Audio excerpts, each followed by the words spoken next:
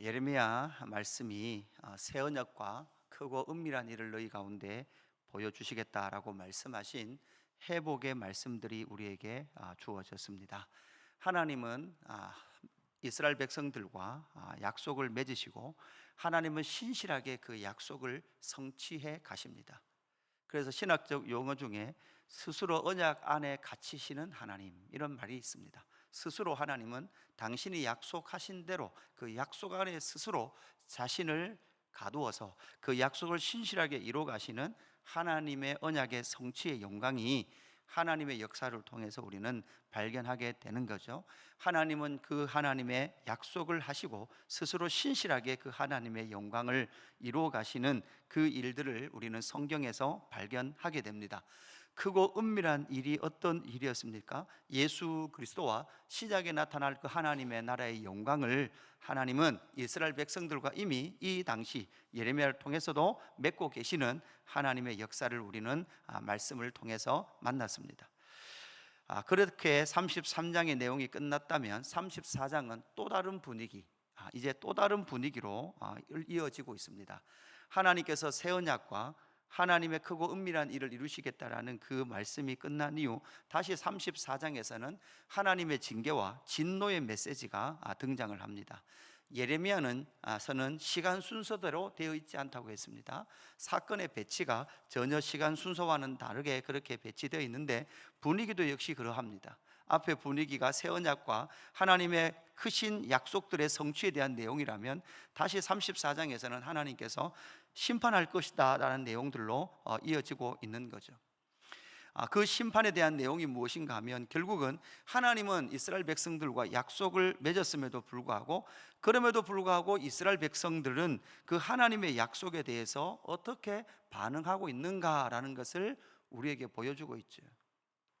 하나님은 어떤 하나님이셨습니까? 하나님은 약속을 하시고 그 약속을 신실하게 성취해 가시는 분입니다. 하나님은 당신의 약속 안에 스스로 당신을 가두어서 그 약속을 신실하게 이루어 가시는 하나님인 것에 반하여서 그 약속의 대상자였던 이스라엘 백성들은 어떠했는가라는 것을 우리에게 보여주는 말씀이 오늘의 말씀입니다.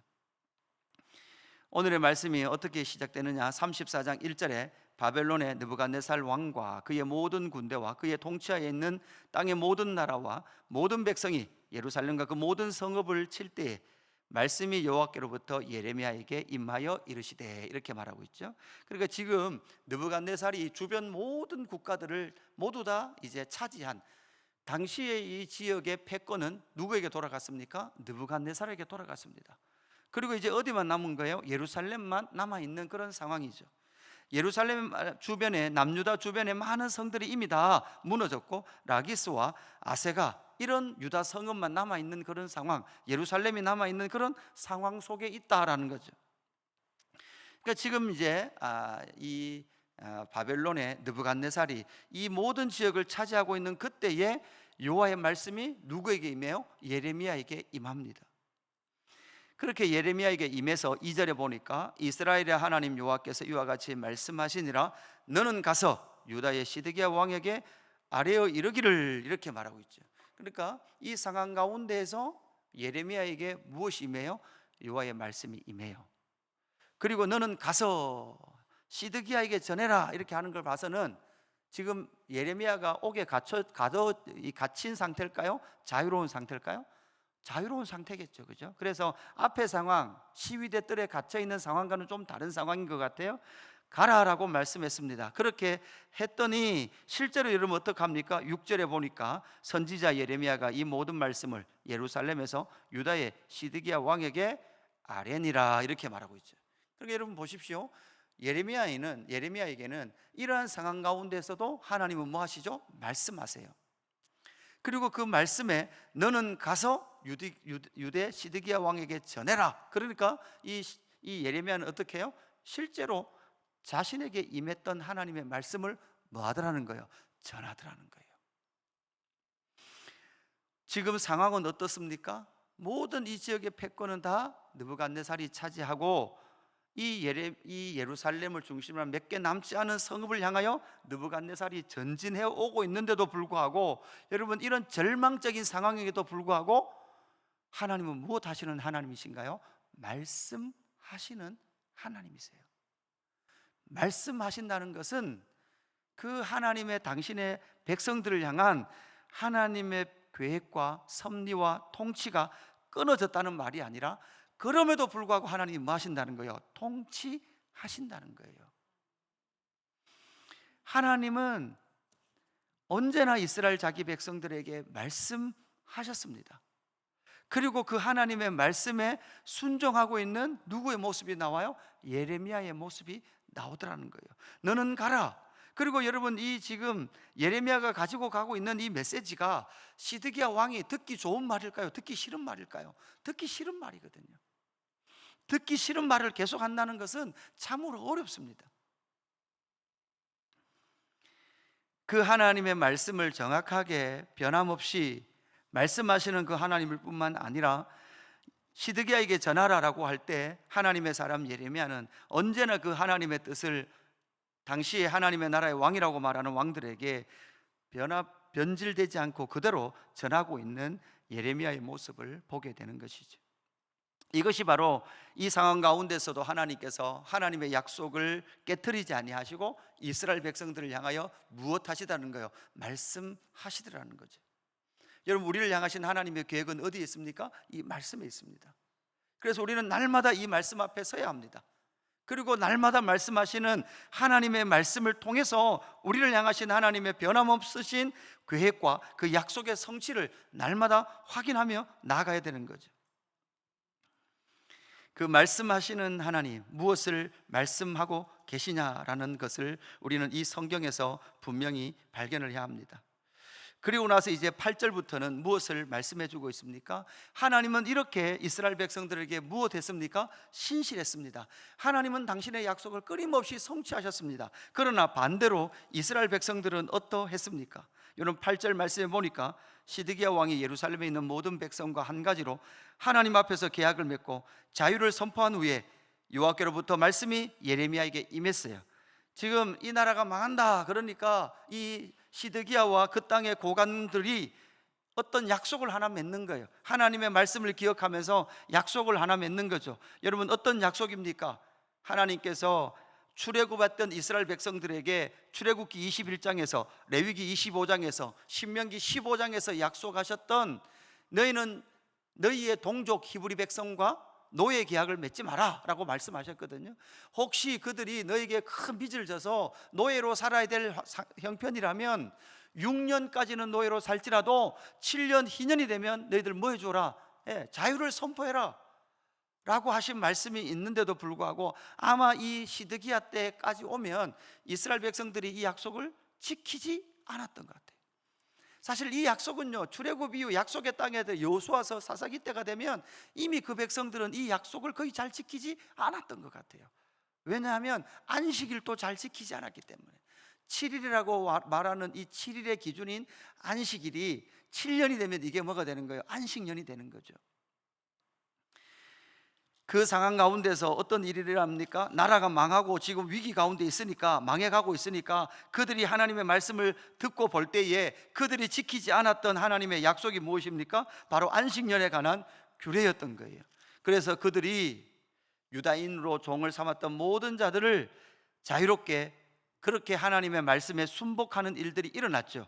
그렇게 하겠다라고 약속했음에도 불구하고 오늘 11절 말씀에 보면 어떻게 말하고 있습니까? 후에 그들의 뜻이 변하여 자유를 주었던 노비를 끌어다가 복종시켜 다시 노비로 삼았더라, 이렇게 말하고 있어요.